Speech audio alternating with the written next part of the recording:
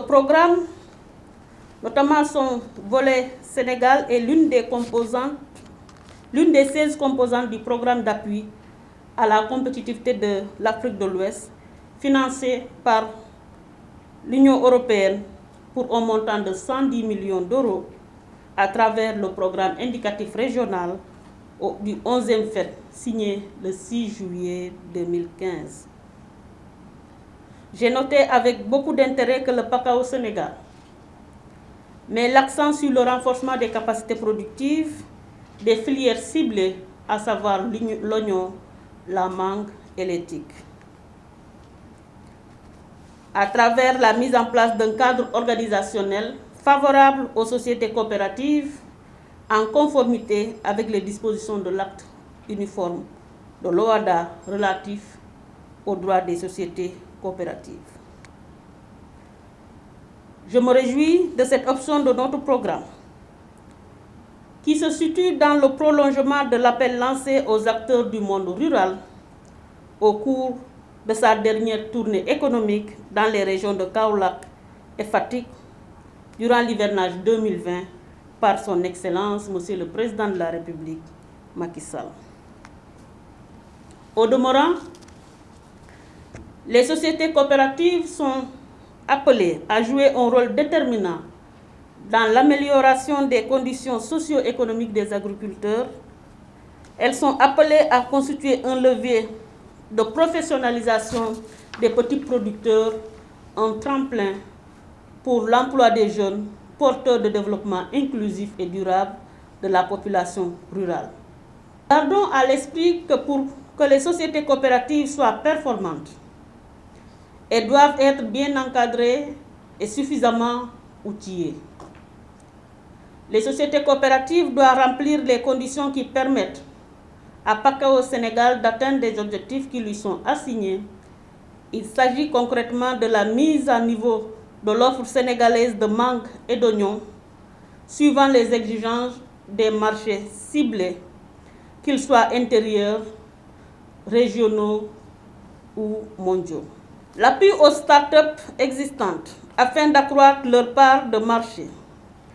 L'accompagnement des nouvelles start-up afin de mieux les positionner avec des solutions innovantes, le renforcement des capacités des incubateurs existants pour mieux adapter leurs services aux besoins des opérateurs des TIC.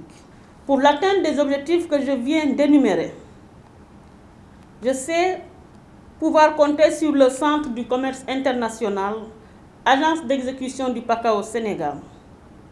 Son expertise dans le domaine du renforcement des capacités productives et son expérience en matière d'assistance technique liée au commerce en Afrique de l'Ouest et au Sénégal en particulier. Je veillerai personnellement à ce que le département en charge du commerce et des PME joue pleinement sa partition dans le cadre de la mise en œuvre de ce programme.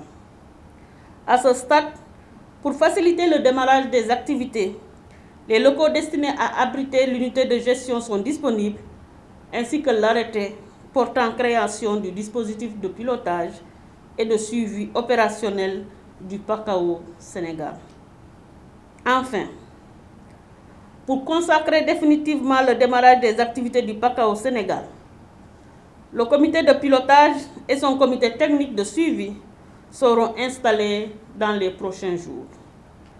Ces cadres stratégiques et opérationnels accompagneront l'unité de gestion dans ses tâches quotidiennes de coordination des interactions avec toutes les parties prenantes.